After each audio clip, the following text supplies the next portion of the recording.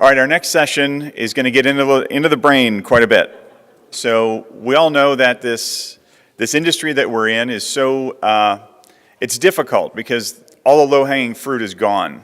We have to really kind of dig in and dig deep to find a true differentiator. And I think the last frontier of everything is really the brain. And we are really, really fortunate to have with us Dr. Neale Martin.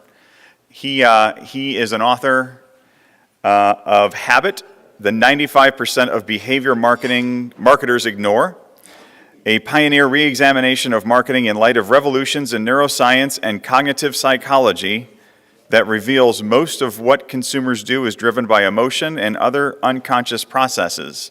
That was a lot of polysyllabic words. It's the PhD thing. Yeah. Dr. Martin co-founded Sublime Behavioral Marketing to apply habit marketing to the toughest challenges facing his clients, which include many of the largest consumer product, pharmaceutical, communications, and transportation companies in the world. Dr. Martin presents at major conferences around the world, just like this one, including Marketing 50, Brand Manage Camp, Product Development and Management Association, and the Shopper Marketing Forum. He has presented at private events for organizations like Procter & Gamble, Ubisoft, Coca-Cola, Verizon Wireless, Kimberly-Clark, CVS, Reliance Industries Limited, and Johnson & Johnson. Help me welcome Dr. Neale Martin.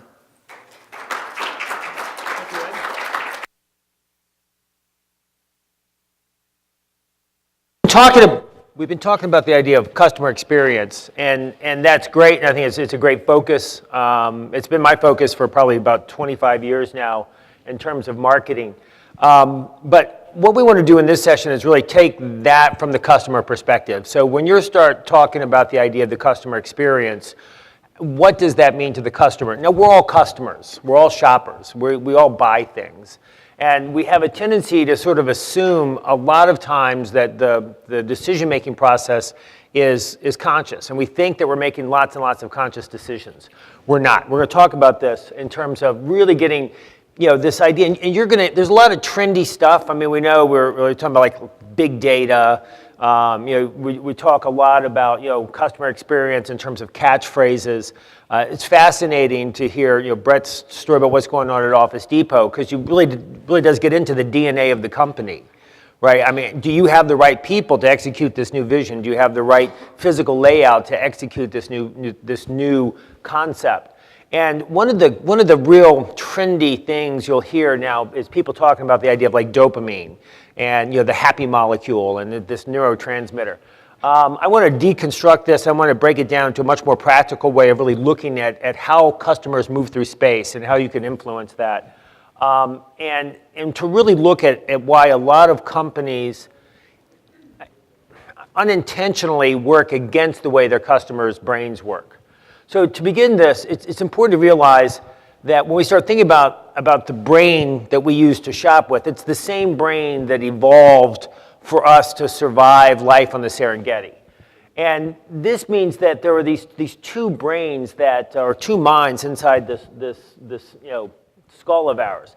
And it's weird because the brain only weighs 3 pounds, but it uses 20% of the energy of your body. And so that's how important it is. But this unconscious part of the mind that we see in this right picture is the part that really does most of the work. So this unconscious part of your brain is processing 11 million pieces of information every second, where the conscious brain gets overwhelmed if you think about more than one or two things at a time. And the idea that we have here is that when we're experiencing things like we are now, when we listen, when we see, when we have a conversation, we have this sensation of understanding what's going on. We understand the words. We understand what we're seeing. Our brain is really good at constructing narratives to explain things. The problem is that as soon as those neurotransmitters stop, connecting these gaps in our brain to tell us this story, it just goes away. Most of what we learn, we forget. Most of what you heard this morning has already begun to leave your brain. And so when we start thinking about what we're talking about in terms of how people actually shop and what these experiences are about, it really is about changing the neural structure of the brain. And while that sounds really complicated, and it is, I mean, there's 80 billion neurons in your brain, and every single neuron touches 10,000 other neurons. So there's more neural connections in your brain than there are stars in our galaxy. And so the complexity of this can get overwhelming really, really fast. And so we want to take this to a level that's practical and also one that does sort of reflect this excuse me, this underlying very complex process. And so the thing about this is to think through the idea that your brain has not evolved to give you an accurate picture of the world. It's evolved to help you survive. And the big takeaways from this, I mean, most of your sensory input is visual. So about 80% of your sensory input is visual. But most of your vision is memory. So your eyes are kind of darting all over the place in these things called saccades. And your brain sort of stitches that together into a sequence that makes it feel like you're watching a coherent film. And this is why narratives are so important. Narratives are this automatic way that we try to put together disparate facts to create a story. It's been fascinating to watch the media over the last couple of years deal with the Donald Trump effect, right? For 2 years, I was told that Donald Trump could not possibly become president of the United States, right? I'm a savvy media guy. I'm a savvy researcher, and so I accepted that, right? And then when that happened, what I found fascinating was the inability of people to take a step back and say, what did we get wrong? What did we not understand, right? Now, I'm a little bit of a political junkie, so I mean, all these things that I thought were definitive, this guy couldn't get elected because of X, Y, or Z, was wrong. So November 9th, 2016, I'm just completely humble, right? What else do I think that I know that I don't know? And this is the part about understanding the brain's tendency to, even if it gives you random facts, to create a narrative out of it. There was this great experiment these guys did where they had this random movement of a box and a triangle inside of a square, and they would show people this. And they would look at this completely random movement, and they would construct a narrative that the triangle was being pursued by the box. And then when the triangle got trapped, it became aggressive and then went after the box. Again, that's the way the brain works. It is trying to make sense of the world by constructing these narratives. Now, when we think about this in terms of all of the products we use and all of the services we use, right, it's all about this idea of how we take this complexity and reduce it into really simple patterns of behavior. So I like to focus on this. Your brain evolved to help you survive this situation, right? And then I want you to understand. So what do? We really prioritize edges. We prioritize foreground. We prioritize movement, right? These are survival mechanisms, right? So this tiger's success in large part is not only is he ferocious and has sharp teeth and sharp claws, but he hides well, right? And so our ability to pick up on that, the ones who picked up on that were the ones who survived to reproduce. The ones who didn't were dinner, all right? So the same brain that evolved for us to survive this situation, we use in this situation. Now, I want us to really understand how many times the experience we have as a customer is abusive. We are in bad relationships with retail. I want to echo what Malcolm said about going into Toys R Us. I had the exact same experience shopping for a nephew last year, and I knew that they were struggling, and I do this all the time, about just, for my own personal research. And I spend lots of times in retail environments for my clients, and it was horrible. I mean, it's a toy store. Toys are supposed to be fun, right? Wouldn't you want to go to a toy? Doesn't the whole idea of a toy store sound like fun? Doesn't it sound like a place you'd want to go? And I went in this place and I hated the experience. I hated the feel. I hated the commercialism of the products. I hated the selection of the products. I hated the fact that you couldn't get in and play with this stuff. I mean, and I'm going like, these people who run this store, how did they lose it? How did they lose their way? And I think this is what happens when you fail to really take the customer's experience as your first level goal. And you know, why does the company, why did stores evolve to do this? Right? Because they're making money off of the manufacturers. They're making money to just warehouse things. They're not making much money actually selling things. Right? But the whole flow of this, could you imagine, oh, gee, I can just use Amazon to have this stuff delivered to me and I don't have to deal with that chaos. Right? And so the part about this is to realize that this works against the way the brain wants to work. And so when we talk about this whole idea of this evolution of digital and what it means, and digital signage and what it means, it is the way to understand how to influence behavior inside of space. And we're gonna get back to this as we go through this in terms of what I'm talking about in terms of this overall experience. But the big thing to realize is as we go through this is that your brain it's like the duck, right? So the duck part is the conscious brain, and the feet underneath pedaling like crazy, that's the unconscious brain. Right? The unconscious brain is constantly working to try to figure out this environment. Again, just think of this in terms of what is important to remember, what is important to know. One of the biggest mistakes Western civilization has made is to think through like the whole idea of rational versus emotional. I mean, how many of us were raised on this idea that rational decisions are good and emotional decisions are bad, right? And what we've really learned, and this goes back to Descartes' Error by Antonio Damasio's revolutionary book, that says we have this all backwards, that we can't think rationally without emotion. We need emotion to make choices. We need emotion to make decisions because emotion isn't what we thought it was. If you go back to this, excuse me, I whip through this real quick. If you go back to this image, this part of the part of this brain in here, this kind of loopy thing right behind that little yellow, that's the hippocampus. All memories are processed through the hippocampus. Right at the end of the hippocampus is the amygdala. And again, these words sound fancy. I mean, hippocampus just means seahorse. Amygdala just means almond, all right? But the brain processes this information into memory with the help of the amygdala, which is telling you what's important. If you do not make an emotional connection, you will not be remembered. Right? I mean, think about the classes that you took, the teachers that you took that were good teachers, right? The ones that really had an effect on your life, right? Did they not make an emotional connection between the information and you? And if they don't do that, how do we describe them? They're dry, they're boring.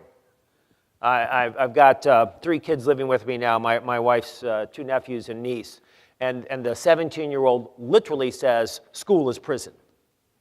Right? And I go back to like thinking about the Toys R Us experience, right? This should be fun. We learn automatically. It's the most natural thing in the world we do. Why have we made learning to be like prison? Right? And it's this whole misunderstanding of how the brain works and how the brain learns. Right? And it's the emotion part of this that's telling you this is important. It like tags experiences to say, remember this is important. Right? If you're walking along and you get attacked by a dog, right, just comes out of some bushes, right? Everything about that experience is now etched in your brain. So the next time you're in that space, what's going to happen? Right? Your anxiety level is going to go up, your rate's going to beat a little bit faster, your adrenal gland's going to go, because that's a survival mechanism. But that thing also may have you react when you see a dog or when you hear a dog, right? All of these things are etched in your brain to say this is really important. Make sure you don't forget that. So when we think about customer experience and we think about, oh, well, we would not do this. We know better than this. But I cannot tell you how many retail environments I'm in where they do some version of this. And so when we think through, this idea of how do we handle that? Because it's brain science, but we're not brain scientists, right? So when you start getting people to talk to you about dopamine or they want to, oh, it's all about having this happy molecule, hit them really hard because they are telling you something which is nonsensical. There's 100 different neurotransmitters in your brain. Dopamine is an important one, but in some parts of the brain, it works to create excitatory networks. In other parts of the brain, it creates inhibitory networks, right? So it's important to understand that. Now, dopamine, to put this in a really useful way, how many of us think that pleasure and happiness are kind of the same thing? We see those things as synonymous, right? I mean, that's kind of the way it's often presented. It's not, all right? So it's a really, because we're in Las Vegas, and Las Vegas is the dopamine city of the world. And dopamine is this little chemical which says two things. It says, I like that, more please. Now, you can create a dopamine experience inside of a retail environment. Right? I think a lot of stores create that. Like, and a good way of looking at this is the deal focus. Oh, I got a great deal on that. Right? I got a great deal on that. I mean, how many stores do you go to, or how many people are communicating with? I mean, a good one's Men's Warehouse, right? Buy one, get 3 free. Could you imagine actually paying full retail at Men's Warehouse? Does anybody buy retail at Men's Warehouse? I mean, right, the whole thing about Men's Warehouse is it creates that kind of a dopamine sort of thing. It's a deal. It's a great deal. I think Kroger does this with their yellow tags. I live right by Kroger, so that's my grocery store. And in many ways, it's a miserable experience. And that's really about this particular store. It's not Kroger. I think Kroger does a fantastic job. But this particular Kroger I'm close to, I had a former Kroger person tell me it's like this incredible headache to the company, which is kind of funny. But those tags going throughout the store just kind of say, oh, what a great deal. Oh, what a great deal. What a great deal. And if you create that as your strategy, that's lovely. I have no problem with people doing that strategically. A lot of us, however, get confused. And we end up creating a little bit of a dopamine experience for our customers that undermines what we're trying to do. Right? Because if the only thing I do is basically sell things that are discounted, where's my profit? Right? And that becomes really, axiomatically, I think what happens is you do something because sales are down or whatever, and you're trying to goose sales a little bit, and then you do something that then trains your customer to only behave in such a way that they will buy from you when something's on deal. Now, I just want to talk about one of these other neurotransmitters. And that's serotonin, this top right chemical. And it's interesting because we can think about this idea of pleasure being more please, and that's associated with dopamine, whereas happiness is, I'm good, thanks. I don't need any more. I'm really good. I like being here, right? And that's a serotonin release. And so I want you to think strategically as you think about the environment that you're trying to create. You can use both, but I mean, what are you trying to do? Do you want people to come into your environment and say, this feels good, I just like being here? Or do you want to feel like that, I'm going to be feeding that energy, and I'm going to be feeding that, that excitement, and I'm going to keep you feeling like, yes, I'm going to give you that little dose of dopamine. It's important for us to think about this from a strategic perspective because it is about how we create an overall coherent experience for people, right? I mean, I would not come to a yoga retreat in Las Vegas, right?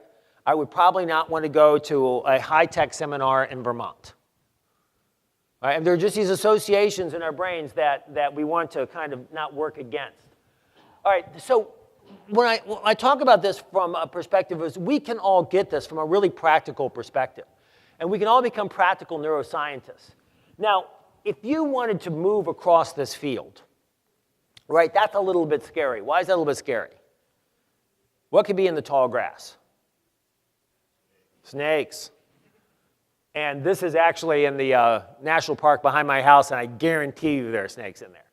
And there are ticks, and there are spiders, and there could be coyotes. And so it's a little bit intimidating to think about how I move through this space. But what happens if you see even just the faintest of trails? Where do you go to automatically? Right? You're going to gravitate towards that space. And what happens when you walk down that trail? It's going to get a little bit more defined. And if more people start walking down that trail, then it's going to become, you're going to create out of that this feeling of security. Now, over time, you'll get a path that's like really comfortable to be on. And to go off that path is really kind of scary. This is what happens in retail environments all the time. We create paths of security and we create areas of insecurity. Do a lot of work with neuromarketing companies. We actually strap all of this equipment onto them as they go through these retail environments. People who go down aisles with tall shelving, they have a flight or fight emotional reaction. Now go back to this brain that evolved to survive in the Serengeti, right? Think about that. Think about being in an environment where you only have one exit and your back is to an entrance. So you are anxious. You don't want to go down that aisle. Right? So now all of a sudden, Chewy comes along, Chewy.com, and says, hey, you can buy your dog food from us. Really good deal. Great, we have great brands. Did you see how much General Mills bought Blue Buffalo for? It's a deal 1 or 2 weeks ago. It's just fascinating. $8 billion. I'm doing work with a pet food company, and I was trying to warn them about this, and I kind of saw this coming from about a year ago. And yeah, $8 billion. And that's this whole idea about, if I buy my pet food from Chewy, then I don't have to go down. That's one less aisle I have to go down. Now, what happens if your product's on that aisle? Right? I'm trying to avoid that because it is a negative place for me to be. I've just solved it so I don't have to go down that aisle. I'll show you some of the summative what that looks like when we start doing heat maps inside of stores. But you see this idea that stores do this. Look at how intimidating. Again, these are real pictures I take in real stores. I mean, that's a big, broad aisle. You're pretty comfortable there. Going off that aisle is pretty scary. And this is the problem when we think of ourselves as just warehousing products. I mean, it was really fascinating to think about what Beta is doing in terms of the entire point of the store is to really design an environment for people to come in and experience things and to feel like they have the permission to come in and play with things and to spend time with things, right? Versus like you go into a jewelry store and everything's behind glass and, right, they're trying to give you that perception that's really valuable, so you'll pay a lot for rocks that we get out of the earth. All right, so the point here as we think through how we move through space is, and I want us to think about this in terms of the fourth dimension, right? What's the fourth dimension? Time, right? That it's different the first time I go through than the second, the third, the fourth, the 100th time I go through a space. And so I want us to think about not the shopper journey as a photograph of a one-time event. I want us to think about it as how the brain is affected as we go through this experience time and time again. So at the very beginning, what is the path I want you to go through as you come into the store? Now again, this is a real picture of a store on the right. Where do you go if you walked in the store and you're met with that? Right? It's crazy. And again, this is the stuff that I cannot understand how very large companies, this is a national store chain, how they can make these fundamental mistakes. And this is part of what I want us to really grasp is the idea that we can set some really reliable rules about understanding how people are going to move through space, right? So you have specific neurons in your brain that map any environment you go into. So like the first time you go into a store, your unconscious brain has neurons that map boundaries, barriers, right? So walls. But it's weird, that same neuron is going to take this table It's going to take this stage, and it's going to map this as a boundary. Hard edges, if you put a hard edge in a store, you are creating a wall in the customer's mind. Very, very different if that's a rounded edge. Those neurons won't fire if that's a rounded edge. You have another set of neurons that are working on relationships between things in space. Again, think just from a survival mechanism, right? How important it would be for your brain to know the space well enough that you could get in or out. You know, we live in an incredibly safe world, right? I mean, it is incredibly safe. If you're in Western Europe, if you're in, a lot of Asia, if you're in the United States, it's incredibly safe. We do not get eaten by bears very frequently. Right? Stuff doesn't just pop out and get us. And we get lulled into this very false sense of security. But our brain, again, evolved for us to survive. And when we don't work with the way the brain works, we're creating an antagonism that makes the shopping experience negative. So when we start talking about experience, we really want to understand that from what makes the customer feel like they want to be in that space, and where they want to spend time once they get into that space.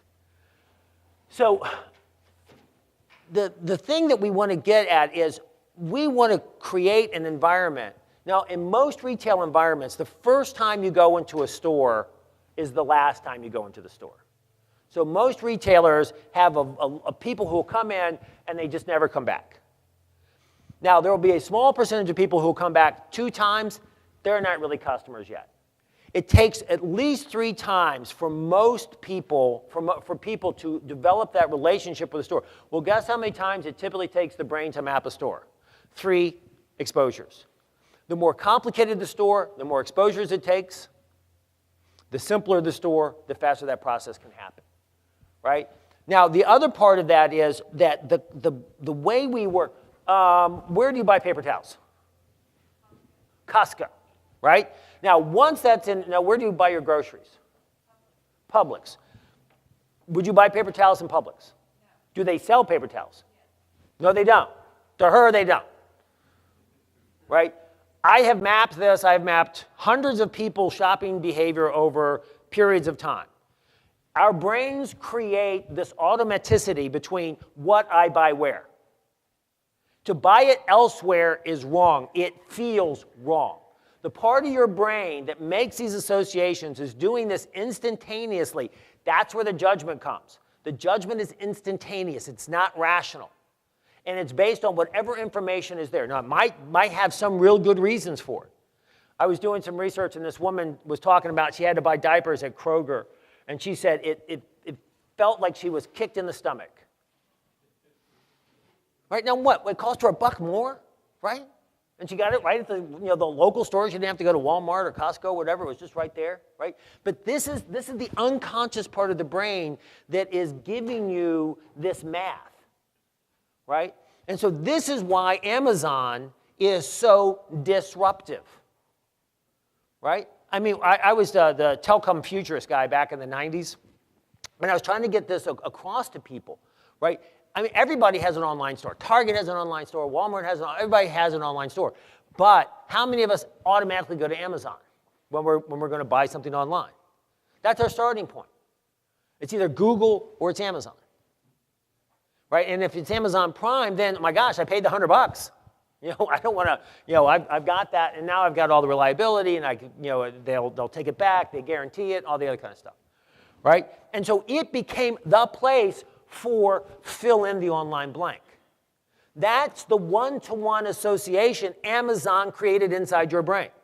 Now, will they be able to expand that out into physical retail and everything else? Those are all separate, challenges for Amazon.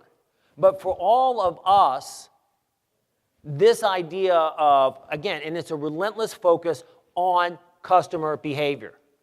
The one-click button. You put your information in, you don't have to put it in again.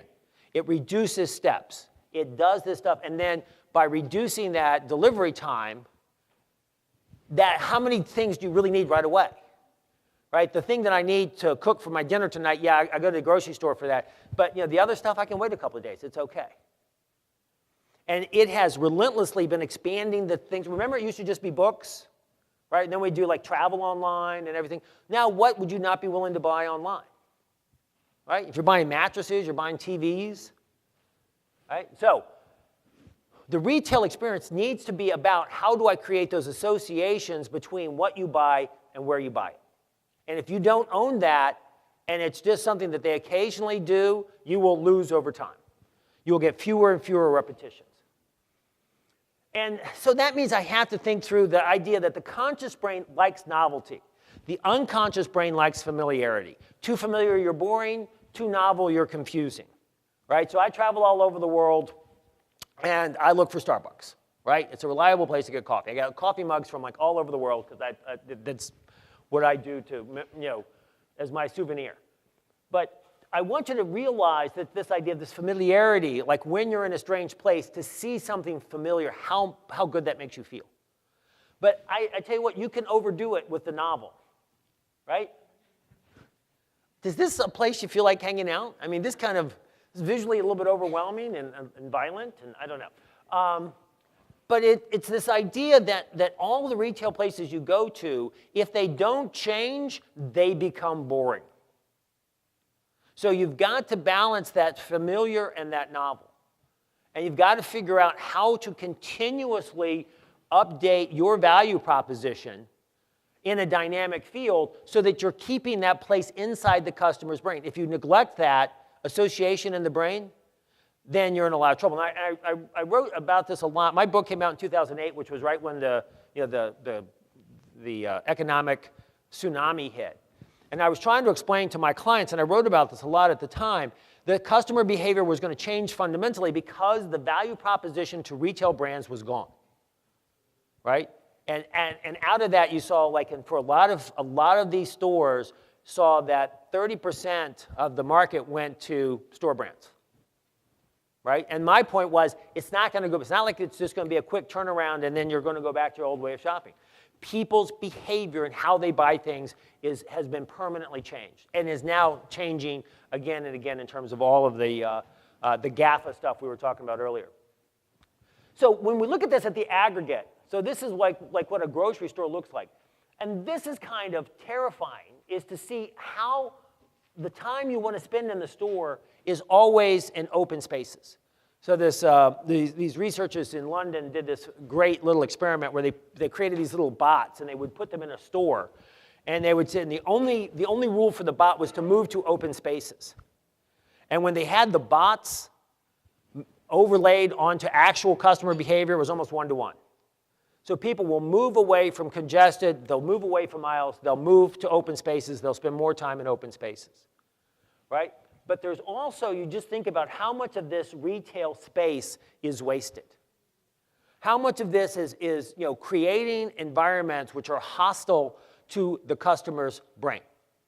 And they're avoiding, and again, you can just really use this as a template to understand what it is that customers can't necessarily tell you consciously. Well, I was talking about this idea with this one group about people not wanting to go in the aisles. This one guy just was like, he had this bizarre expression. I said, what? And he said, I leave my cart at the end of the aisle. I go down the aisle, I get what I want, and I take it back to the cart.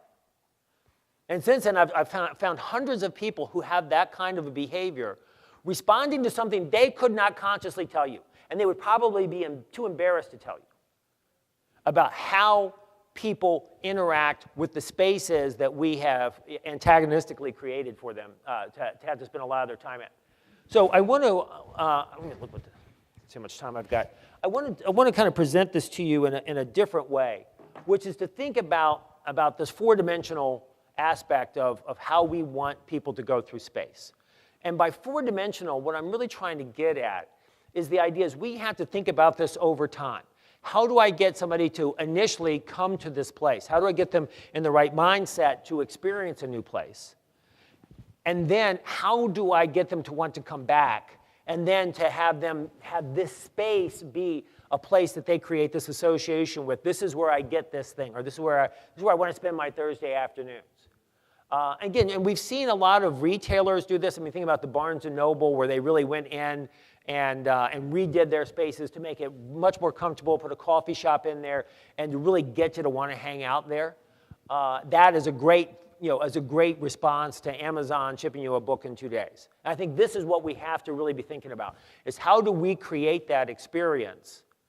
And then once we have the space, once we have the area, that's where the digital signage can become so key in terms of getting new paths, getting new patterns to go through this space.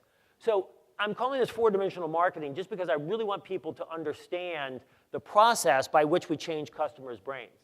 So whenever you have a stimulus threshold, it can be unconscious or conscious, about, you need something, right? You need new paper towels, you need a new stereo, or you're bored and you want to go out and do something, whatever, right? So that the brain is looking for context, right? So if you go into a Mexican restaurant, how likely are you to order a Mexican beer or margarita, right? Versus if you went into an Irish pub, right? So the context that we create for things.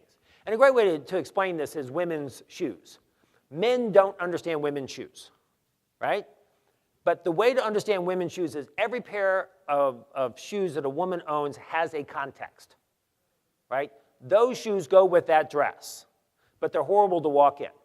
So if I need to have a pair of shoes, I want to wear that dress, but the event means I have to do a lot of walking, then I wear those shoes.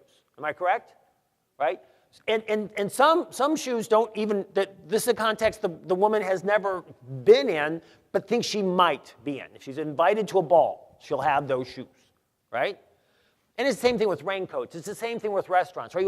If you don't have a context for that restaurant, like where you go when you just don't want to cook, right? Where you go when you want to take your spouse on a date, right? Or where you go when you have the kids versus where you go when you don't have the kids, right?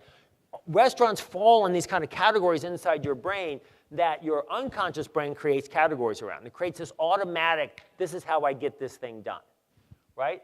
And so the stimulus is either a familiar context, which makes you go into a habitual response. Again, the lion's share of what we do is habitual. The lion's share of what we do is automatic. The bottom is what happens when it's a novel situation. And again, I think a lot of Brett's presentation and talking about this change at Office Depot, you can see the idea of, well, I need paper all the time, or but periodically I need a copier, right? To change that to IT, to change that to services. Oh, I'm hiring new people. I have to change up some stuff. Would I call my IT guy, right? That's my automatic right now, is to call the IT guy. His job is to get me to think about calling Office Depot right away, right? And so, but then over time, to make that novel become the familiar. When in this situation, I do this thing, right? And so when we look at this, we have habitual responses, heuristic responses, which means the context is familiar, but something has changed. I mean, this is a fairly good example is when you end up having a coupon. So I normally do this, but with a coupon, I do that.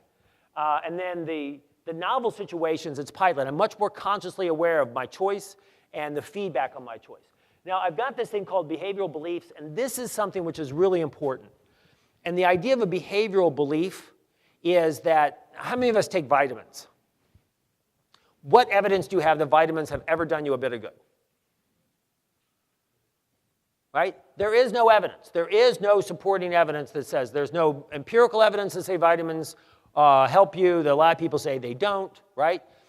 And I did this I was doing a presentation at a major pharmaceutical company, and all these guys raised their hands, and I said, how many of you guys try not to take prescription medicine, as much as you can? And like 80% of the hands go up. All these people try not to take prescription medicine for a drug company, right? But they took vitamins. And so the idea is that you have a behavioral belief in your head that you are missing something, and by taking vitamins, you're getting the things you need that keep you healthy. There's not an immediate feedback that, oh, I feel better with that. And if I have a headache, I take an Advil, I feel better, right? There's an easy connection there. So it's important to understand about this idea of how much of our relationships are built on these behavioral beliefs, about the idea that buying paper towels when you get people to really talk about this, they feel like buying groceries at the grocery store makes sense, but everywhere else they're trying to screw you. And this is what they'll say. They're trying to take advantage of you by charging you a lot more for these other things. So you don't buy those things there, right? It's an emotional thing. It's a belief that they have that guides their behavior. And so, why do we like Swiss chocolate? How much chocolate does Switzerland grow? None. They don't grow chocolate, right?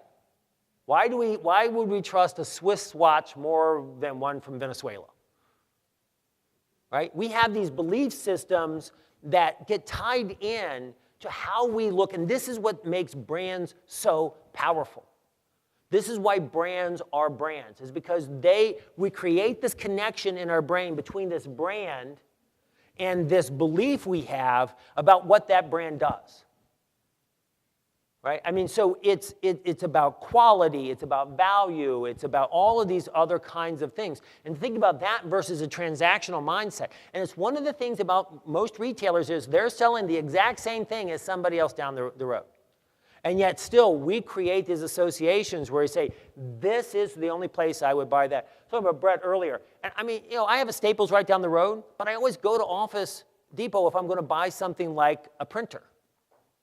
And I don't know why. I have no idea, but I probably bought my last 3 or 4 printers from those guys, and the Staples right down the road, I would not even think about going there for that. Again, no knock against Staples, right? But there's just this association that has been formed in my brain. And I want you guys to do this discipline. Look at what you buy and where you buy it. Try to remember why, right? Try to remember if there was a conscious, because it might have started off as a conscious thing, but over time it becomes unconscious and automatic. Now, this idea about the behavioral belief is important because that's what we use to evaluate the feedback, right? How many of you have heard no pain, no gain, right? So if you work out and you're not sore, you didn't have a good workout, right? That's a behavioral belief that gets you to interpret the feedback this way. This is the key to understand how we create the relationships we want with our customers. Is that we need to understand them well enough to understand what their beliefs are, and then to make sure we are giving them the right feedback that's going to reinforce that journey to that space. And again, and it may not even, you can even think about this from a very large space, like all the stores around you, the shopping centers that we build. You create an incredible halo effect with that. Right? And it's something about this idea about what is the reinforcement. I mean, I've had experiences where I've gone to a store and not bought anything, but really had a good experience and would go back to that store versus a place where I actually bought something and the experience was so bad I'll never go back. Right? And so from the brain's perspective, most of this is happening unconsciously.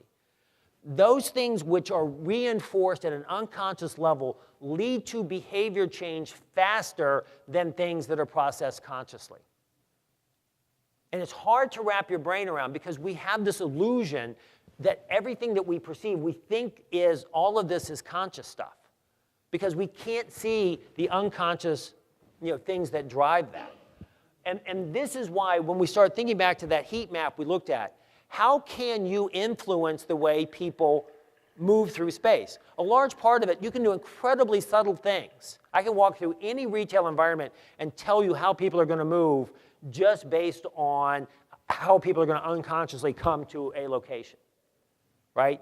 And people's tendency to turn right in America, turn left in the UK. Why? Because it's just about what side of the road you drive on. It's weird, right? But if you come into a store and your automatic thing is to turn right and they won't let you, you don't like it.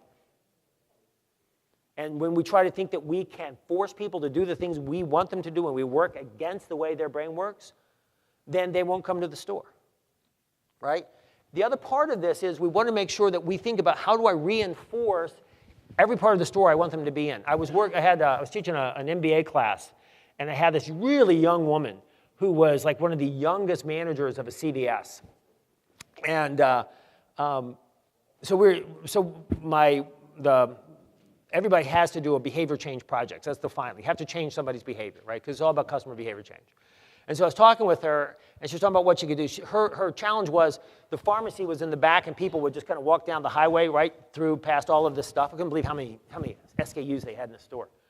But we started working on how we could change that. And I said, do you have scented candles? And she said, yes. I said, do you ever light them? She goes, no.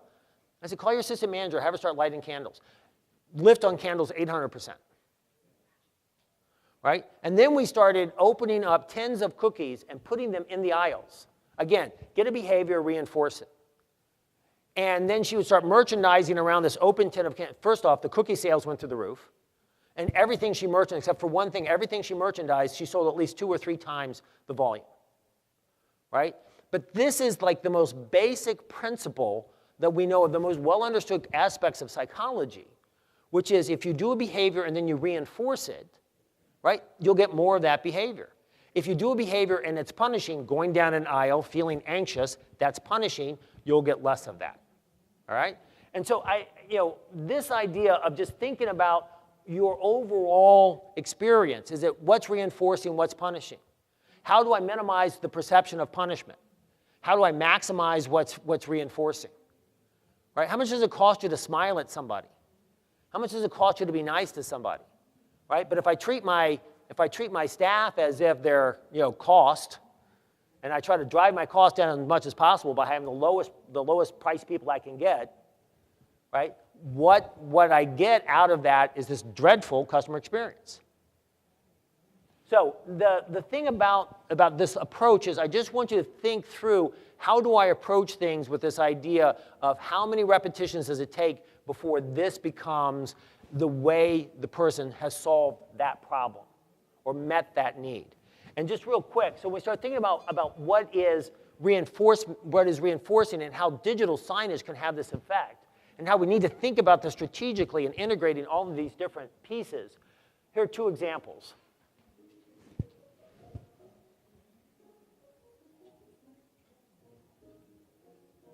Now this is inside of an ATT store where a lot of times people get a little bit anxious because they're hanging around waiting for their phone to get worked on, or Ed, you want to? But just feel this. If you were in a store and you were feeling a little bit antsy, whatever, and you had this sensory experience,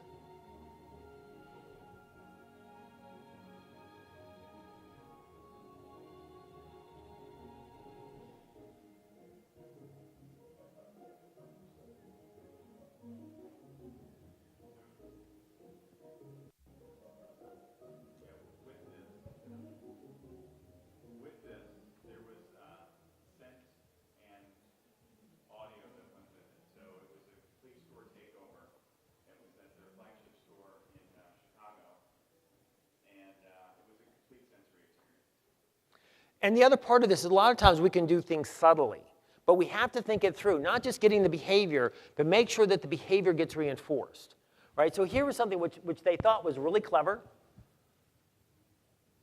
which is to show you how the razor adjusts to the face, but it made such an irritating sound of that razor on that rubber rotating sphere, or whatever that is, that it creeped people out, right? So instead of this being reinforcing, it became punishing. And so the big takeaway here is that when we start talking about things being habitual, that means that we don't consciously have to think about them. We solve this problem automatically, right? So when you turn on your computer, right, the things you launch are automatic. When you set up your coffee, when you take a shower, when you drive to work, all these things are so automatic that your brain is typically thinking about something completely unrelated to what you're doing.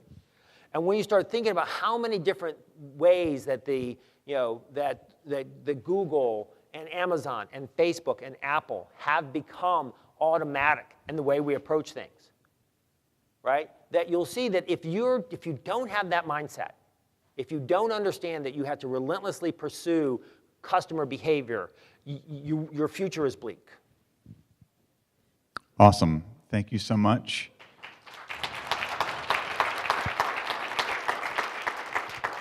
So we have time for a couple of questions. I see one hand here.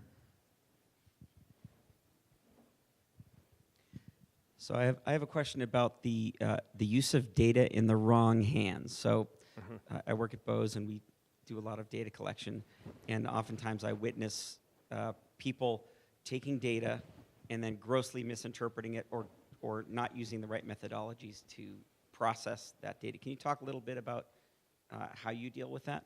Yeah, I think, and that's a great question from a couple of different angles. I mean, one is like, how do you deal with qualitative data versus quantitative data? I've actually developed a methodology which I call, confirmatory qualitative analysis, where you're actually understanding, kind of what you're looking for, and then you can use qual data and a confirmatory method. But one of the biggest problems that we have is that, and again, it's one of the big problems with AI. So I did AI back in the day, when everyone just looked at you puzzled, but the original AI was you would create a situation where you were speculating, kind of like you get interview experts and they would say, like you go to a bunch of doctors and you say, here are the symptoms, and they would say, oh, it's 20% this, it's 50% that, 60% this, and you'd kind of get all that, you synthesize it, you create an algorithm, and then you would test it, right? And then you would get a diagnosis, and it only really worked if you could get a learning, so that at the end of it, you would say, oh, this was right. So instead of that being 20%, it should have been 40%, right? And you do this thousands of times, and it gets better and better and better. The new AI doesn't do that first step. It just says, here's tons of data, and then here's an outcome. And it gets really incredibly good at predicting what's going on, but it can't tell you why. So it can't give you insights about why this person is going to get cancer, why this store is going to close, or is going to fail, right? It just says, seen it a bunch of times, and they're very complex, nonlinear, pattern recognition that makes it really hard. So when we get into this point about really, when we start talking about how we staff up and everything else, you have to have people who understand what the data is saying. And so many, especially with people who are like, and like CMOs, who did not get raised on this stuff and who don't understand this stuff, it's an incredible mismatch about them not knowing who to trust because they don't have enough expertise to understand how to approach this. And I think one of the things that the Facebook thing is getting at, I've been creeped out about this for years. I mean, I'm hardly on any social media because, it's the old line, if you're not paying for it, you're the product, right? And I mean, just have your phone off and mention that you want to go to the Bahamas. And you will be startled at how many Bahamas travel ads you begin seeing on your, fed to you in your searches and everything else. So I think we need to become sophisticated where we get a merger of quant and qual, where we get people who have an understanding of what the data is telling us so that it becomes actionable as opposed to just, kill that product or kill that project or kill that store. And it becomes much more deeply understanding, what is the problem and how to fix it. Does that answer your question? Part of the question is about the way to interact with your chief marketing officer who doesn't understand that. So Right. A social engineering conversation and less of a tactical thing. But just in your experience, you probably had to have conversations with high-ranking officials in companies who don't understand data. Yeah, I get that a lot, and it's one of the things that, where for me, I try to be the bridge between the, so like I spent a large part of the 90s and early 2000s explaining the internet to people, like, as I would call them, the intelligent, non-technical decision makers. And I find that what you have to do is to be able to translate that into something tangible. And I think one of the things that was interesting, you mentioning the, Shannon mentioned the uncanny valley. I think that's one of the things that you can creep out your customers if you know too much about them. If you let on that you know all this stuff. I don't want that. I don't want to walk in and have that, that sort of Minority Report experience of, how are those 3 shirts that you bought from us, 2 years ago working out? Do you want some more of those? Right? I mean, because it disrupts the normal relationship building, that if I have that over and over again with somebody at a store, right, then I have that relationship. If I walk in, never seen that person before, and they know all this stuff about me, I mean, that's kind of police state stuff. That's a little bit frightening. So I think as we evolve a lot of this stuff, we've got to remember we're human beings, and yet we're in the midst of like the biggest social experiment ever of having these screens with us constantly. And if you have teenagers or children, and they're doing this all the time, and they're not talking to human beings, a large part of our brain is oriented around reading faces, and 80% of communication is nonverbal. And so to take all of that we get out of learning about relationships and people from having thousands and thousands and thousands of interactions, and instead they're like doing this all the time, and we have no idea what we're doing to our kids, right? And I think that's where the tech becomes really interesting, and why we have to, I think, proceed with this very human perspective on that. Awesome. Thank you so much, Neale.